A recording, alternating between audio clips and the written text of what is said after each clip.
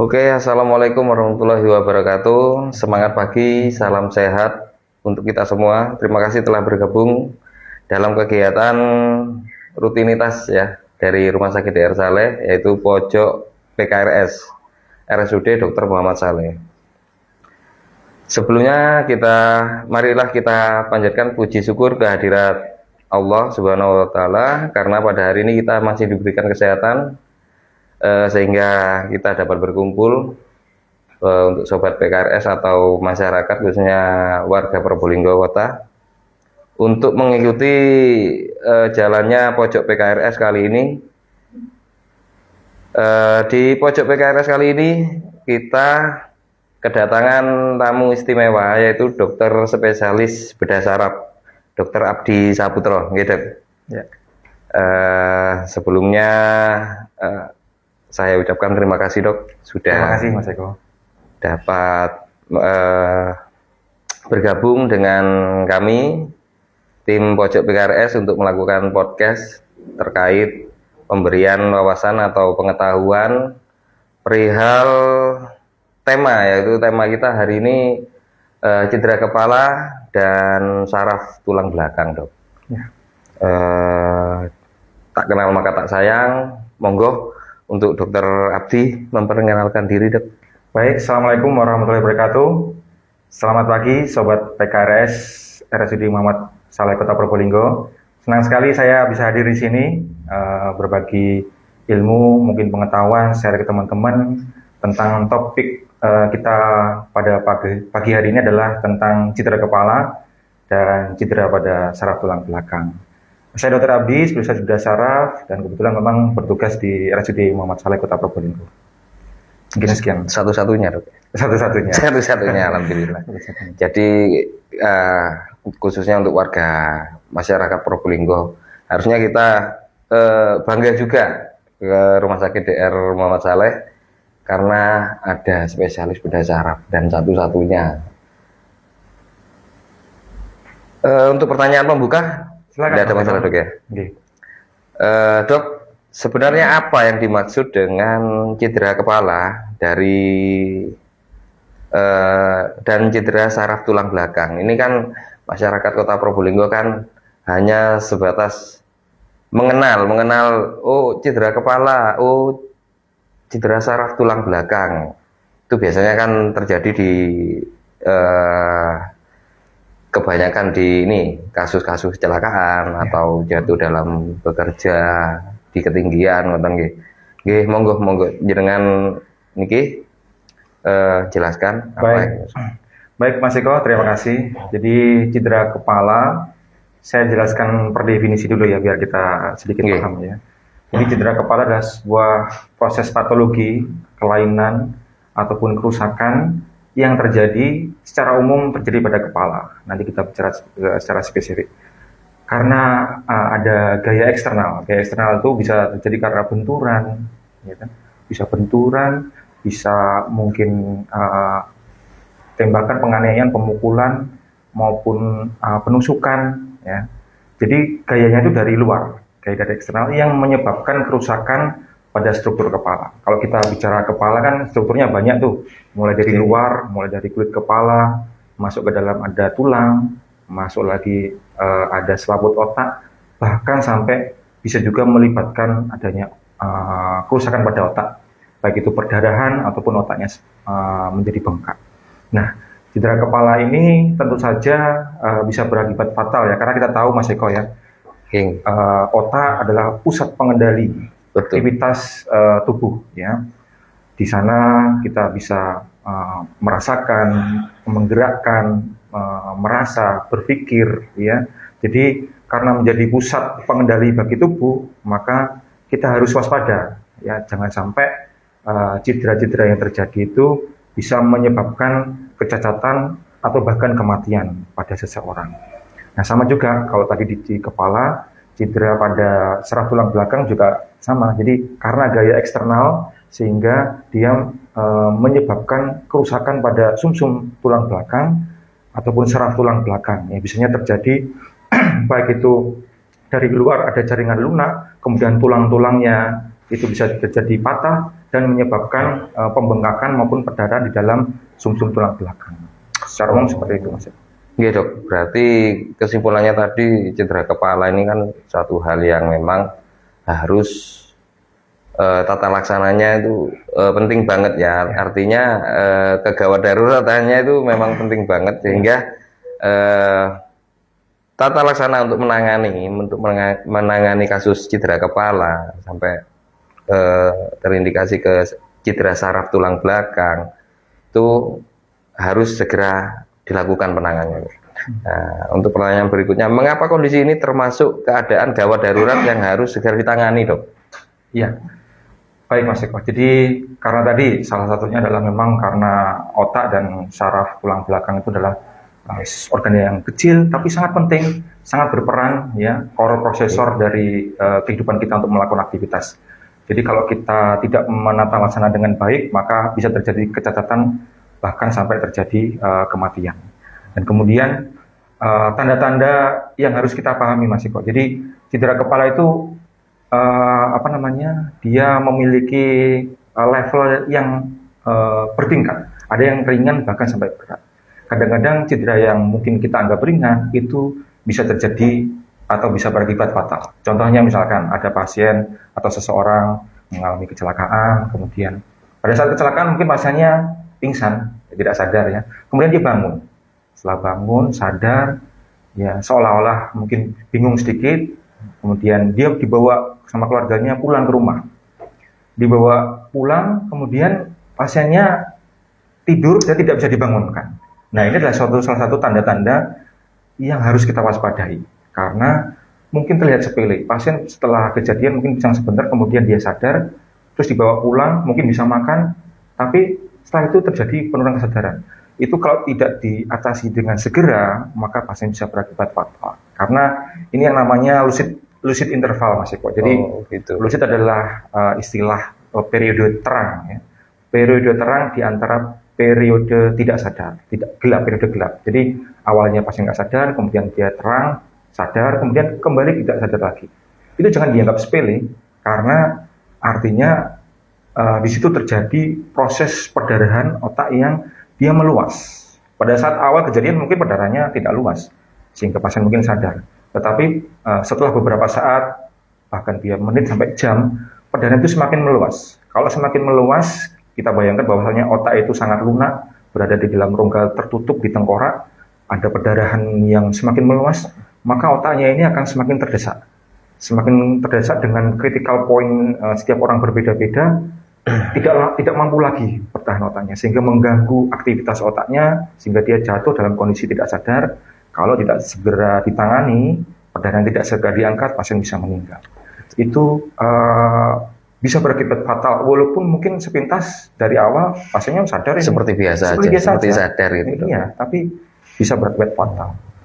Nah, apalagi cedera kepala, kalau kita tahu bahwasanya cedera kepala dan cedera saraf tulang belakang itu terjadi pada usia-usia produktif, ya 15 sampai 45 tahun. Kan karena cedera kepala ini sebagai akibat karena aktivitas, ya kan? Karena usia produktif itu kan masih banyak kegiatan, ya, terutama entah itu dia jatuh, kecelakaan, jatuh dari ketinggian ataupun olahraga, itu produktif.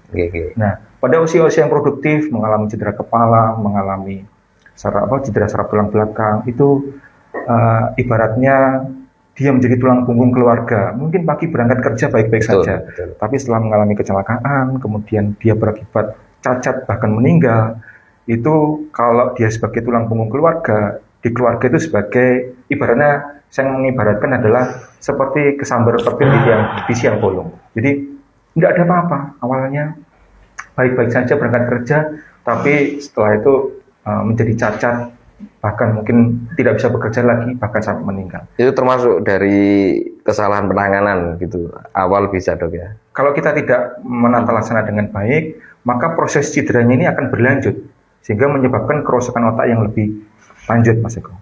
Jadi itu. Jadi untuk insidennya sendiri cukup besar ya, Mas Eko. Jadi insiden global itu kira-kira 1/1000 ya setiap tahun. Jadi kita bayangkan kalau ada 1000 orang, Dalam 1 tahun itu ada seseorang yang mengalami cedera kepala di setiap tahunnya. Jadi kalau kita bayangkan mungkin penduduk kota Probolinggo ini ada 250.000, maka setiap tahun itu ada 250 orang yang mengalami cedera kepala. Kejadiannya ya. Kejadiannya setahun. Kasusnya ya. Sebulan ya paling nggak ada 20 sampai 30 orang. Nah, Dan ini 20% itu berakibat fatal. gitu ya. Nah, ini Dok, terkait usia produktif tadi, sehingga kasus yang terjadi cedera kepala khususnya, ini kan sering kan kita itu, terutama warga masyarakat Probolinggo ini, sekarang ini kan lagi musim-musimnya aktivitas jalan gitu loh Dok, terkait balap atau kesalahan pada saat berkendara nggak memakai helm, itu terjadi kecelakaan. Semisal ada terjadi kecelakaan, nah biasanya kan sebelum kita jadi nakes itu kan menemukan satu kejadian gitu Dok, kejadian di jalan ada kecelakaan, mungkin kita nggak tahu kalau itu trauma kepala, cedera kepala. Orang sadar keluar darah dari hidung atau sampai dari telinga, bahkan sampai muntah gitu Dok. Untuk penanganannya ketika kita menemukan kejadian seperti itu, mungkin bisa disampaikan secara ini untuk warga Probolinggo supaya untuk antisipasi ketika menemukan kejadian seperti itu. Jadi cedera kepala dan cedera saraf tulang belakang ya, mungkin penanganan pada saat awal saja dengan satu ya Mas Iqbal. Tapi memang betul top global penyebab utama cedera kepala dan saraf tulang belakang adalah nomor 1 adalah kecelakaan. Iya. Kecelakaan. Itu kita belum bahas tadi ya. Jadi nomor 1 memang kecelakaan. Karena memang seiring perkembangan dengan infrastruktur yang berkembang, kemudian lalu lintas yang mulai padat, semakin padat, benar. Itu menjadi penyumbang nomor 1. Kemudian yang kedua adalah karena jatuh dari ketinggian karena kecelakaan kerja. Dan yang ketiga adalah karena olahraga. Ya, masih ingat mungkin contohnya yang paling fenomenal adalah Michael Schumacher, Mas Eko. Michael Schumacher. Michael Schumacher. Jadi seorang pembalap F1. Dia juara dunia berturut-turut. Padahal safety-nya sudah maksimal ya. Dia mengalami cedera kepala. Tahu Mas Eko karena apa? Karena kecelakaan gitu. Kecelakaan pada saat berolahraga main ski. Ya, pada tahun 2013. Dan meninggalnya pun kan karena itu Dok. Oh, bukan. Jadi Michael Schumacher pada tahun 2013 dia olahraga ski di pegunungan Alpen Prancis. Dia tidak sengaja mungkin pada saat main ski itu menabrak batu kecil. Kemudian oleng, kemudian terjadi benturan dan terjadi perdarahan otak di sebelah kiri, kemudian dilarikan rumah sakit, dilakukan tindakan operasi dan mengalami koma selama 6 bulan Mas Eko. Komanya itu selama 6 bulan.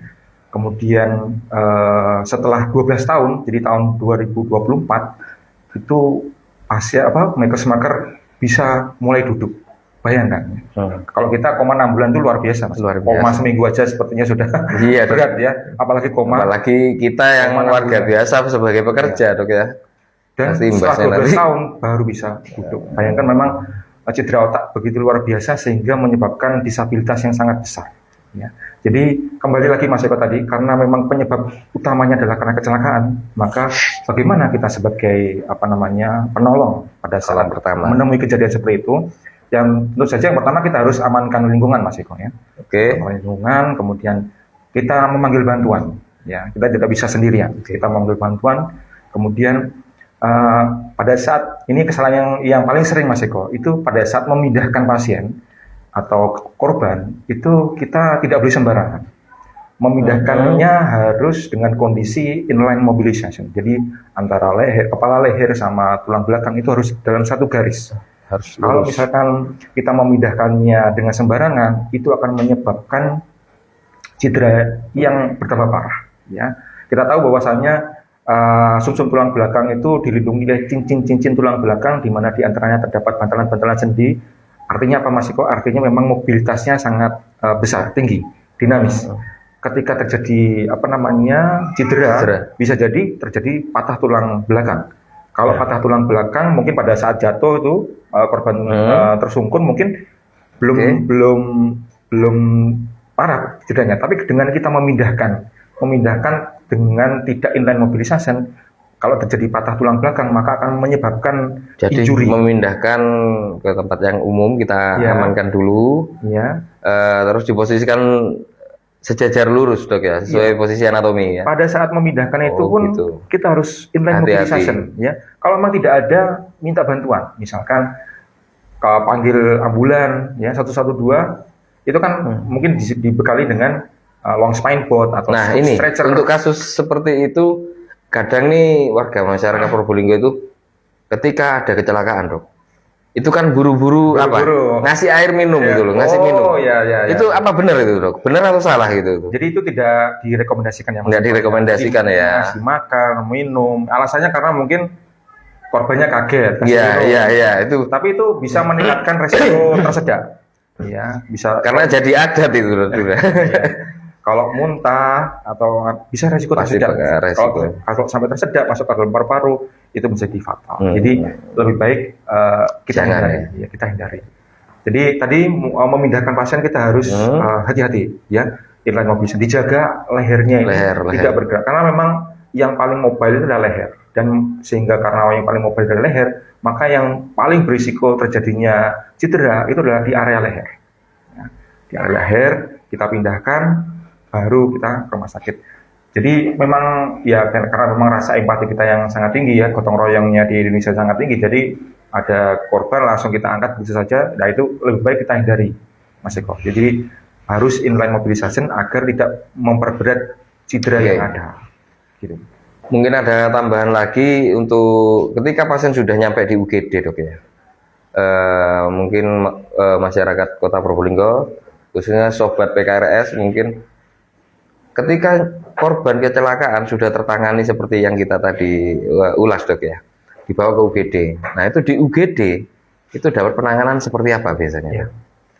Baik Mas Eko. Jadi untuk penata laksanaan kasus trauma kita secara umum harus menggali secara global ya. Jadi pada saat pasien sudah datang di UGD dengan kecurigaan cedera kepala, maka kita identifikasi dan stabilisasi, ada mnemonik, nah istilahnya ya A, B, C, D, E gitu Mas Eko. Jadi RW-nya harus kita pastikan aman, jalan nafasnya kita pastikan aman. Kemudian tadi kecurigaan adanya cedera leher, maka cervical juga harus kita pastikan aman ya, C-span stabilization, kemudian breathing itu pola nafasnya.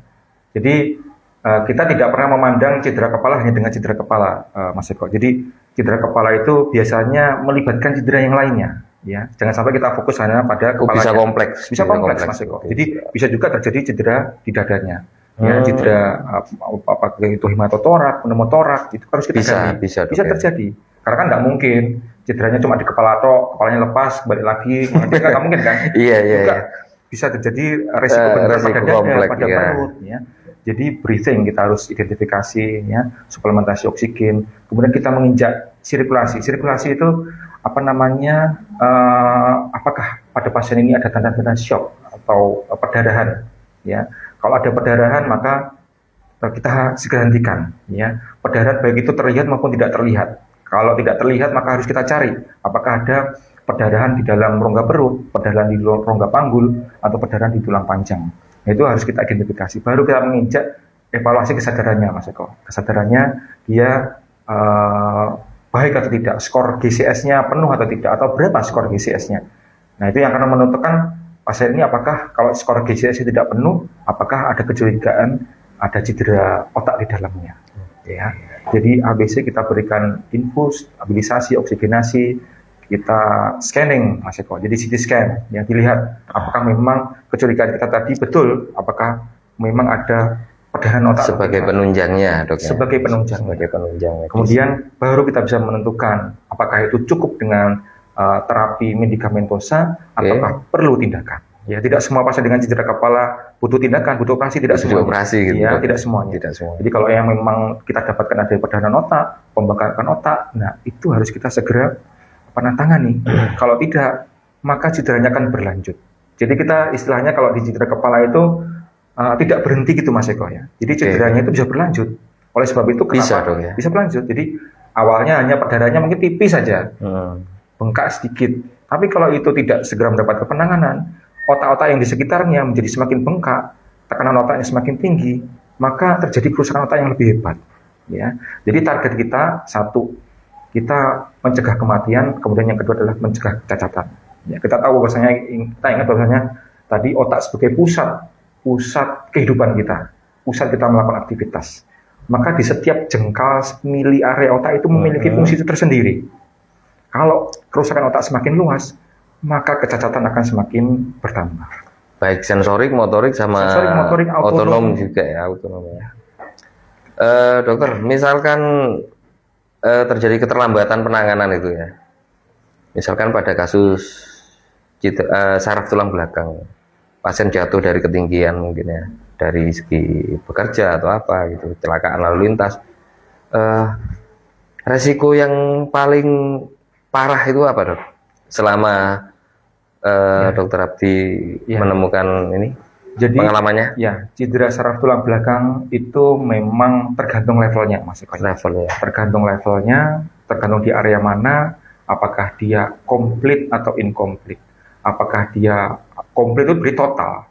Total itu ada yang total memang absen atau total memang excellent. Artinya tidak ada masalah di sarafnya. Gitu. Berarti ada parsial, ada totalnya. Ya. Kalau yang parsial berarti baik itu parsial secara motoris, parsial secara sensoris, dengan autonom yang masih terjaga. Nah, itu tergantung levelnya, Mas Eko. Apakah dia cedera, kan kalau secara umum saraf tulang belakang itu ada cervical, ada torakal, ada lumbal. Ada leher, punggung atas, punggung bawah. Dan ada di bagian tulang ekor juga. Kalau dia mengalami cedera di selevel di tulang leher, maka yang terjadi adalah kelumpuhan, Mas Eko. Kelumpuhan yang terjadi di keempat ekstremitas. Ya, bisa ya, bisa. Keempat-empatnya, Dok ya. Keempat-empatnya lumpuh. Okay. Ya. Nah, keempat-empatnya lumpuh, tentu saja lumpuh tidak bisa menggerakkan keempat anggota gerak, tidak bisa merasakan, kemudian autonom juga terganggu. Autonom itu maksudnya adalah yang tadi secara motoriknya ya, Dok ya. Organ-organ dalamnya juga terganggu, Mas. Jadi artinya baik itu bisa jantung, bisa paru, peristaltik usus, bahkan juga gangguan BAK, BAB maupun fungsi seksual juga terganggu. Bisa, Dok ya. Bisa, ya. Itu kalau terjadi di cervical atau di cervical, leher, ya. Kalau terjadi di torakal atau punggung atas, maka risiko yang terjadi pada pasien adalah kelumpuhan pada kedua anggota gerak dan kelumpuhan pada autonomnya. Ya, jadi pasien akan mengalami kelemahan kedua anggota gerak, rasa kebas di kedua kaki, kemudian terjadi gangguan autonom. Itu tidak sampai parahnya sampai permanen, Dok? Bisa permanen. Kalau bisa permanen ya? Ya. Jadi kalau komplit, absen, itu permanen. Ya. Kalau misalkan dia incomplete dengan motor yang masih kuat, mungkin kita bisa upayakan. Tadi, kalau misalkan ada pembengkakan saraf, kalau ada patah tulang saraf tulang belakang, maka kita bebaskan jepitannya. Jadi yang awalnya mungkin hanya lemes bisa menggeser-geser aja, masih ada harapan untuk bergerak kembali. Paling tidak nanti mengangkat dengan fisioterapi. Dan fisioterapi cukup lama, Mas Eko. Kita ingat tadi bahwasanya otak itu dia organ yang sangat unik. Saya selalu sampaikan bahwasanya otak dan saraf itu organ yang sangat unik, di mana uniknya adalah ketika dia mengalami kerusakan, maka pemulihannya itu bisa dipastikan sangat kecil atau bahkan tidak bisa. Ya. Walaupun memang otak punya kemampuan plastisitas. Plastisitas itu adalah kemampuan di mana sel-sel yang sehat yang di sekitar yang mengalami cedera itu menggantikan aktivitas atau peran sel-sel yang sudah rusak tadi. Pada anak-anak atau bayi, plastisitas itu sangat tinggi. Tetapi pada orang yang lebih dewasa atau bahkan orang tua, plastisitas itu hampir tidak ada. Jadi kalau sudah rusak, ya rusak. Oleh sebab itu, peran kita adalah bagaimana caranya agar melimitasi cedera itu. Jadi jangan sampai cedera itu semakin berat. Ya. Kalau sudah terjadi cedera atau cedera primer, kita nggak bisa ngapa-ngapain, Mas Iko. Gitu ya. Tapi cedera sekunder itu harus kita cegah. Ya. Kalau tidak dicegah, karena di fase akutnya itu, Dok ya. Ya, kalau tidak kita bisa tangani, kita tidak cegah, maka kerusakan itu akan bertambah hebat. Artinya kecacatan bertambah hebat.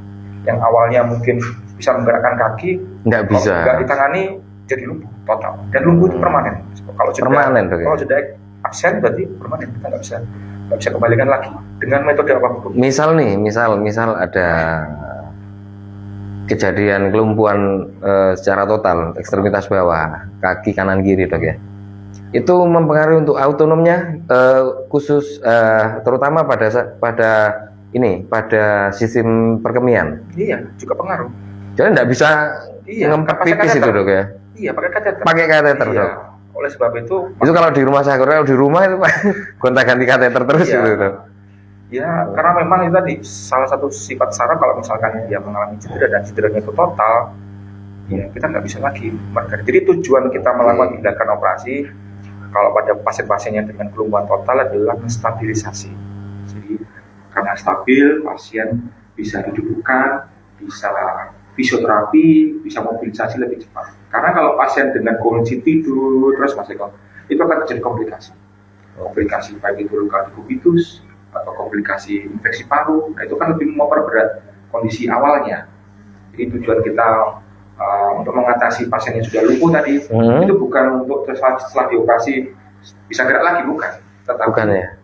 menciptakan kondisi yang lebih stabil sehingga pasien bisa stabilisasi, bisa mobilisasi lebih dini. Untuk treatmentnya ya. Oke dok. Untuk pertanyaan yang terakhir dari tim PKRS,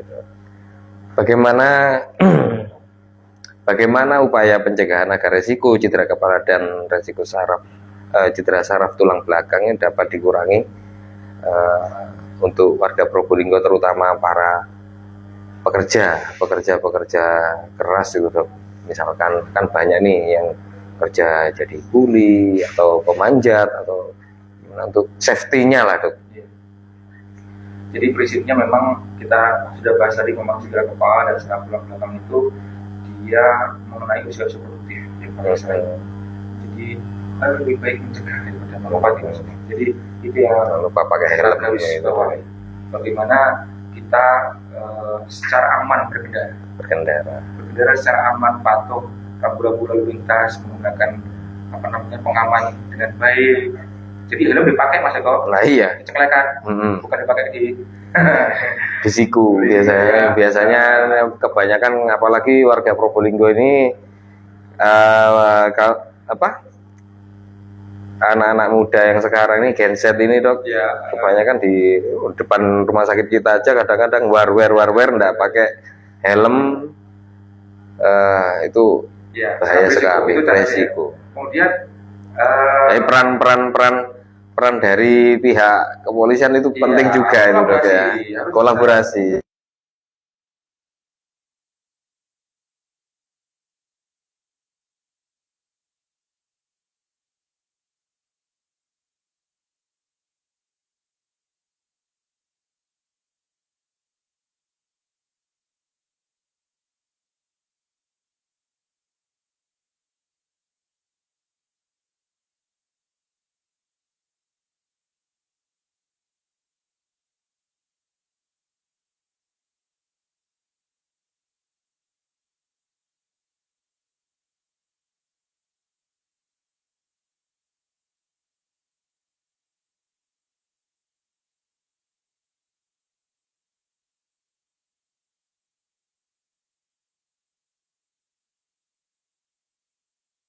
Dan listrik kebanyakan nggak pakai helm. Iya. Tuh, kemudian kalau yang jatuh dari ketinggian, Bentar,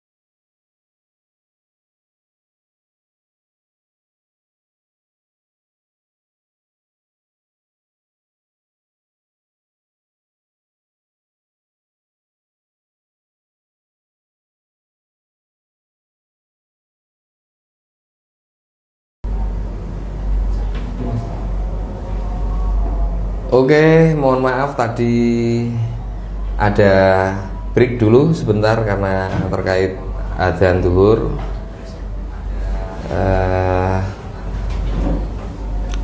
Berikutnya langsung aja kita lanjutkan, mungkin pertanyaan dari medsos dong ya. Dari IG, dari sobat PKRS yang mau bertanya. Saya scroll dulu untuk pertanyaannya. Pertanyaan yang pertama dari Puji 81. Tindakan operatif untuk cedera kepala berat, kraniotomi atau kraniotomi, berapa persen tingkat keberhasilan tindakan tersebut? Hal apa saja yang harus dihindari pasien post operasi kraniotomi? Baik, terima kasih. Dapat di sini Puji ya? Ya. Puji 81. Ya, Puji 81. Jadi tingkat keberhasilan dari tindakan kraniotomi itu berbeda-beda ya. Jadi tergantung pada seberapa berat cedera yang dialami oleh pasiennya. Jadi secara umum kalau misalkan dia kan cedera, bentuk perdarahan dari cedera otak itu sangat banyak, Mas Eko. Jadi kalau misalkan pasien itu mengalami epidural hematom atau perdarahan di atas selaput otak, itu prognosis atau tingkat keberhasilannya sangat besar, Mas Eko. Ya, jadi masih bisa berhasil, tingkat keberhasilannya besar ya. Dan harapannya untuk pulih kembali itu besar, Mas Eko, karena dia terjadi perdarahan di atas selaput otak, tapi otaknya itu sebetulnya tidak apa-apa. Otaknya itu tidak masalah karena ada proses desak ruang dari perdarahannya yang ngumpul tadi, itu menyebabkan pasien menjadi timbul gejala klinis sampai nggak sadar. Tapi begitu kita keluarkan perdarahannya, pasien bisa sehat kembali. Berarti masih fase aman karena di atas selaput itu, dok. Di atas selaput otak. Ya. Kemudian kalau perdarahan di bawah selaput otak, nah ini yang perdarahan di bawah selaput otak atau subdural hematom, maka itu tergantung dengan derajat perdarahannya dan derajat pembengkakannya. Kita bisa nilai dari kondisi klinis pasien sebelum operasi. Ya, ibaratnya skor kesadarannya secara umum kita nilai apakah memang skor kesadarannya masih tinggi atau tidak. Ya, kalau misalkan skor kesadarannya semakin tinggi skor kesadarannya, maka tingkat keberhasilannya akan semakin tinggi, Mas Eko.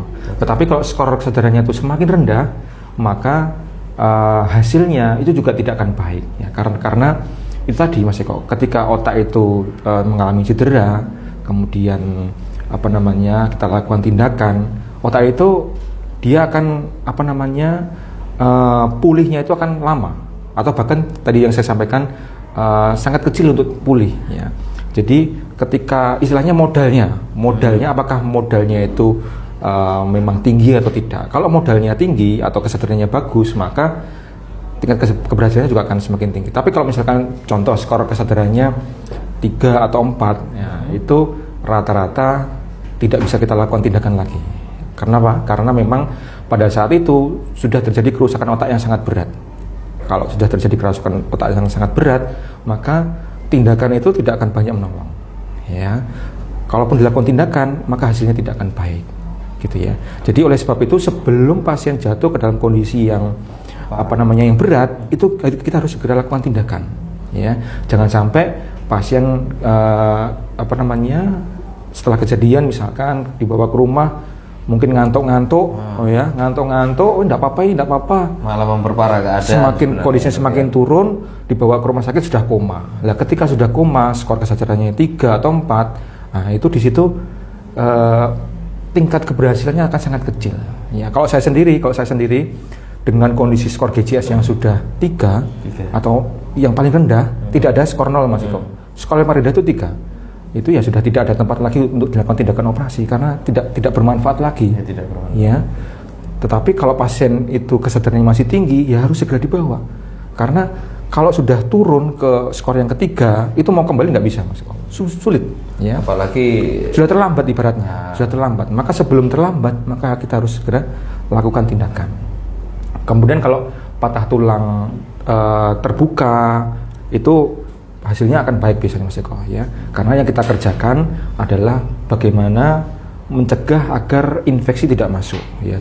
Jadi ada luka robek, kemudian tulangnya patah, kemudian masuk ke dalam menusuk ke otaknya, ya itu kita bersihkan, kita jahit kembali, jangan sampai ada kuman yang masuk, karena kalau dibiarkan itu menyebabkan komplikasi lebih lanjut, yaitu berupa meningitis sampai cerebritis. Jadi infeksi yang masuk ke otak dan itu sulit untuk dikendalikan pada kemudian hari. Jadi bisa mendapatkan resiko infeksi yang lebih tinggi lagi. Ya, kalau seperti itu angka keberhasilannya sangat besar ya.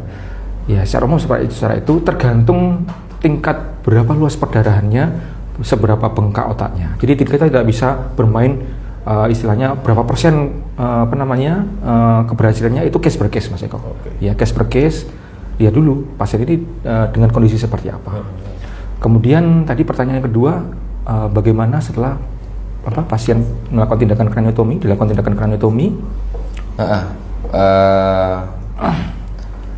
tadi pertanyaannya,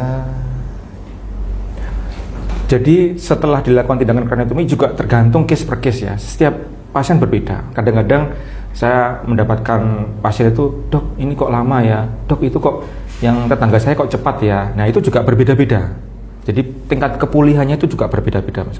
Tergantung seberapa berat cederanya. Jadi kalau memang cederanya sejak awal itu sudah berat, nah tentu saja keluarga sama pengantar itu juga harus telaten istilahnya. Karena itu tadi sifat dari otak, kalau sudah cedera maka pemulihannya dibutuhkan waktu yang sangat lama, dan itu sangat menguras kesabaran ya. Kadang-kadang dok kok cuma bisa gini pasiennya ya. Karena memang sebelumnya koma misalkan, sebelumnya nggak sadar ya, kita lakukan tindakan, ada perbaikan kesadaran, tetapi untuk pulihnya itu butuh waktu ya, tergantung dengan kondisi cederanya. apalagi usia dok ya? Ya, usia juga pengaruh. Kalau misalkan anak-anak yang lebih muda, maka tadi plastisitas otak itu lebih bagus, sehingga mungkin cedera tingkat pemulihannya akan lebih cepat. Ya. Nah ini yang menarik dok. Ini mungkin ada pertanyaan dari teman-teman sobat PKRS. Mungkin ini pertanyaan dari Genset dok ya. Iya. Izin bertanya dokter, teman-teman di sekolah sering bercanda dengan menarik kursi ketika kita mau duduk dan akhirnya menyebabkan kita jatuh terduduk. Apakah ini beresiko terhadap tulang belakang kita? Seperti itu. Iya, betul sekali. Itu berisiko. Jawabannya berisiko. Yang berikutnya kita lakukan adalah menghindari. Ya, jadi itu istilahnya bercanda tapi bisa berakibat fatal. Ya, karena apabila dia jatuh terduduk, kemudian terjadi duduk. Apabila terjadi kerusakan pada saraf-saraf di punggung bawah, itu bisa menyebabkan kelumpuhan ya. Kalau misalkan dia terjadi cedera di akar-akar saraf, mungkin kelumpuhannya tidak total, mungkin kelumpuhannya hanya sebagian, tapi namanya lumpuh Mas Eko. Nah ya, untuk posisi jatuh terduduk itu dok, misalkan ini hanya trauma benturan duduk, tidak sampai terjadi patah tulang belakang misalkan ya, ini yang terjadi pada saat kita kecil pun dulu SD bercandanya kan seperti itu dok ya. Itu meskipun tidak patah, artinya tidak fraktur tulang belakang itu, apakah bisa terjadi kelumpuhan secara permanen? Bisa kalau dia memang melibatkan area di punggung yang lebih atas Mas Eko. Kalau di punggung bawah atau di pinggang itu kan dia yang keluar adalah akar-akar serabut. Akar-akar serabut itu kalau terjadi kerusakan kan mungkin tidak menyebabkan kelumpuhan total, tetapi kalau di atasnya, di punggung atas atau di bagian torakal, itu kalau terjadi kerusakan bisa lumpuh total. Iya, dan patokan tidak ada patah pada tulang belakang itu juga bukan patokan yang umum. Kita harus dilihat dari MRI Mas Eko. Jadi MRI itu adalah untuk melihat soft tissue atau jaringan lunak yang lebih detail. Intinya melihat sarafnya atau bantalan-bantalan sendinya. Jangan-jangan akibat jatuh terduduk itu ada kerusakan pada bantal sendi yang menonjol menekan saraf. Nah itu yang menyebabkan pasien jadi timbul keluhan, bisa lumpuh, bisa gangguan kencing, ya, gangguan BAB. Karena memang kalau dilihat secara anatomis di situ tempat mengumpulnya akar-akar saraf untuk mengendalikan.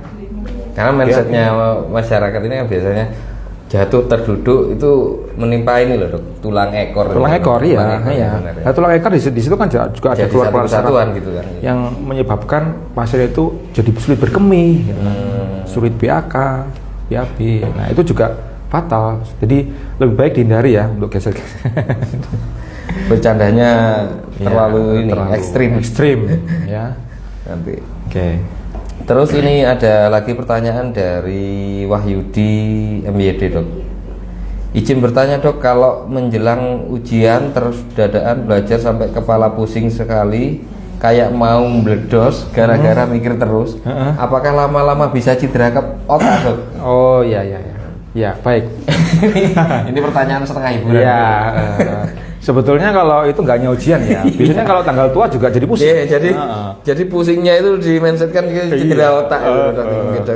Saya rasa tidak ya. Jadi tidak ada pengaruh ya. Jadi itu hanya psikis saja, psikis saja. Nggak apa-apa, ini termasuk ini, Dok. Iya, memecahkan mindset aja. Iya, Jadi kalau cedera kepala jelas ya. Jadi secara per definisi dia ada trauma atau gaya eksternal dari luar. Kalau ini kan dari dalam. Dari dalam ini. Mikir gitu. Tanggal mikir tua ujian, pusing. tanggal tua pusing. Terus ada pertanyaan lagi dari Sukma Cute. Apakah pasien dengan cedera kepala semua pasti dioperasi, Dok? Apakah ada kriteria tertentu pasien tersebut dilakukan operasi kepala, Dok? Iya. Jawabannya tidak ya. Jadi tidak semua pasien cedera kepala itu dioperasi tidak. Tadi kan Tidak. sudah kita kita jelaskan ya. Tergantung dengan derajat cederanya dan derajat cedera primernya ya. Apakah dia perlu dilakukan tindakan atau tidak? Itu tidak semuanya. Kalau ya. cuma debrit, luka HT, gitu kan mungkin operasi kecil lah ya. Iya, mungkin bisa dibersihkan. Bahkan kalau mungkin ada perdarahan pun kita lihat dulu, Mas Eko, apakah perdarahan itu menyebabkan efek massa atau tidak? Apakah otaknya terdesak atau tidak? Apakah dia di area yang sangat penting atau tidak? Itu juga menjadi pertimbangan. Apakah kesadaran pasien baik atau tidak? Nah, itu menjadi pertimbangan. Tidak semua pasien dengan cedera kepala itu dilakukan tindakan operasi, bahkan mengalami perdarahan sekalian pun ya. Jadi kita gali lebih dalam ya. Jadi tidak semuanya jawabannya, Mas Eko. Terus ini ada lagi pertanyaan yang sebenarnya tadi sebagian sudah kita ulas, Dok. Oke. Tapi tidak apa-apa, Dok. Ya. Apa-apa. Mungkin baru nyimak atau apa teman-teman medsos. Akhirnya ada pertanyaan yang baru masuk. Izin bertanya, Dok, jika ada kasus orang jatuh dan tidak tampak cedera apapun, keesokan harinya tiba-tiba terjadi muntah, tidak sadar, bagaimana cara kita mengetahui lebih awal gejala cedera otak agar tidak terlambat penanganannya, seperti itu? Iya. Jadi ini yang saya sampaikan tadi adalah bisa jadi itu adalah sebuah gambaran lucid interval. Jadi lucid interval itu periode terang di antara dua periode gelap. Jadi pasien mungkin jatuh, mungkin pingsan, kemudian dia sadar, kemudian kembali tidak sadar. Pada saat kembali tidak sadar, maka harus segera dibawa ke rumah sakit. Jadi gini, Mas Eko, jadi jangan kita nunggu nggak sadar baru kita bawa ke rumah sakit. Gejalanya sejak awal juga kita bisa antisipasi, Mas Eko. Apakah ada nyeri kepala yang memberat? Ya, nyeri kepala nggak biasa nih, nyeri kepalanya memberat. Ya, apakah muntah lebih dari 2 kali? Muntahnya proyektil, Mas Eko. Proyektil itu muntahnya nyembur, ya, tanpa dipicu atau distimulasi, ya. Nah, itu harus kita waspada. Kemudian, apakah pasien mengalami kejang? Apakah pasien mengalami kelemahan anggota gerak? Ya, apakah pasien cenderung tidur ataupun kesadaran? Nah, itu sudah mulai jadi tanda-tanda. Pasti ada sesuatu ini di intrakranialnya. Lebih baik kita segera bawa dan kita periksakan, kita gali, identifikasi apakah memang terjadi sesuatu di dalam itu. Kalau nunggu pasiennya nggak sadar atau sudah, itu terlambat. Terlambat ya. Terlambat. Jadi gejala-gejala awal harus kita kenali dulu. Kalau pada pasien cedera saraf tulang belakang, ya jangan sampai nunggu pasiennya lumpuh, Mas Eko. Ya, kalau misalkan ada nyeri yang memberat, ya baik itu leher, punggung atau punggung bawah. Kalau misalkan ada kesemutan, ya kesemutan itu sudah alarm ya. Nah, ini untuk warga Probolinggo ini kan mungkin untuk kesemutan itu kan di luar mindset terjadinya cedera kepala gitu, Dok ya, atau cedera saraf tulang belakang. Jadi memang ada gejala. Iya, ada gejala itu. Apalagi kalau ada gejala kelemahan itu ya tidak bisa gerak. Berat itu aja sudah menjadi alarm bagi kita, ya. Tungkainya terasa berat, tangannya terasa berat, kesemutan. Itu memang step by step dok ya. Enggak, ya Gejala. memang pada saat itu, tapi berkembangnya bisa dengan cepat. Ada yang tiba-tiba Iya, enggak gerak, enggak bisa Iya, gerak gitu. kalau cederanya berat dia Langsung ya, langsung, ya. langsung, gitu. Kemudian apakah ada gangguan kencing, BAB, BAK gitu. Nah, itu juga menjadi alarm. Kalau misalkan ada tanda-tanda itu harus segera. Gangguan kencingnya enggak Iya. bisa kontrol. Tidak bisa ngontrol, Ah, entah itu ngompol atau entah itu tidak bisa tidak bisa berkemih sehingga belasnya penuh, sehingga penuh. kandung kemihnya jadi penuh, nyeri. Nah, itu juga menjadi alarm bagi kita. Udah cukup. Masih ada satu jatah pertanyaan lagi dok. Ya, silakan. Jatah. Nggak apa-apa dok, biar nggak tegang dok ya. Sebelumnya kita ucapkan terima kasih untuk istrinya jenengan. Oh, iya. Sudah ngirimi kopi dok. Iya, ngops dulu. Makanya Buat tadi kita. break itu sebenarnya kesempatan untuk kita ngopi. Nah, kesempatan untuk kita ngopi sambil lalu ada azan zuhur tadi. Iya. Terima kasih Dokter Ajeng untuk kopinya. ya.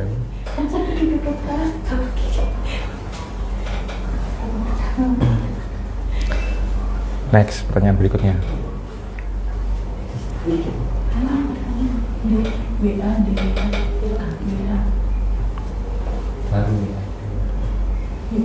Hmm.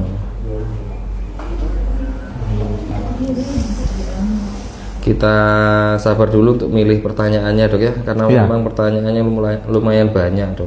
Oh ya.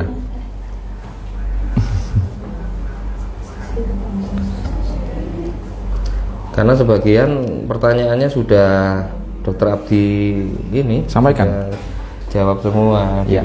penjelasan. Nah ini pertanyaan menarik dari Sucahyo 313 dok. Iya. Untuk pasien setelah operasi kraniotomi terus terjadi pendarahan kembali, apa bisa meningkatkan tekanan darah, dok? Ini konteksnya pada pasien apa? Pada pasien Pada cedera, pasien ya? kasus post kraniotomi mungkin ini dok. Oh iya. Jadi kalau misalkan pasien setelah dilakukan tindakan operasi kraniotomi terus terjadi perdarahan ulang. Terjadi perdarahan lagi. Oh, itu. Mungkin ada fal lagi misalnya. Iya. Jadi sebetulnya hubungannya sama tekanan darah ya. Tekanan darah. Itu ya memang berhubungan, ya. Berhubungan. Jadi darah tinggi bisa menyebabkan perdarahan ulang atau perdarahan ulang itu bisa menyebabkan tensinya semakin tinggi. Ya. Jadi ada respon casing namanya, sehingga ketika tekanan otaknya itu semakin tinggi, maka tensinya akan semakin naik sebagai kompensasi dari tubuh agar darah itu bisa masuk dipompa ke dalam otak. Gitu.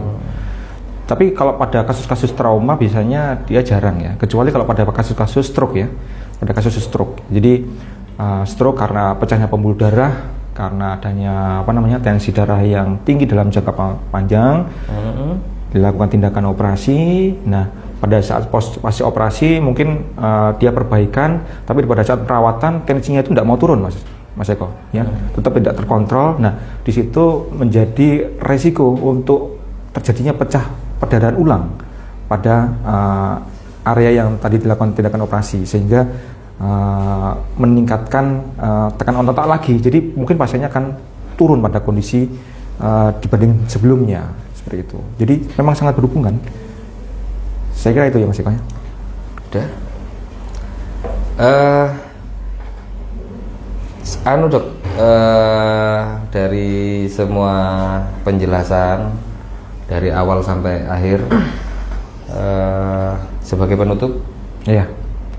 Baik, jadi mungkin sebagai penutup untuk warga Kota Probolinggo ya. Jadi karena kita tahu bahwasannya penyebab dari cedera kepala dan saraf tulang belakang ini karena top globalnya karena kecelakaan, maka pesan saya ya memang ya menjadi safety pada saat kita berkendara, pada saat kita beraktivitas itu harus kita perhatikan lagi. Ya lebih baik mencegah daripada mengobati Mas Eko. Ya karena memang kepala itu penting banget. iya, ya. karena tingkat kecacatan dan tingkat kematian pada kasus cedera kepala itu cukup tinggi.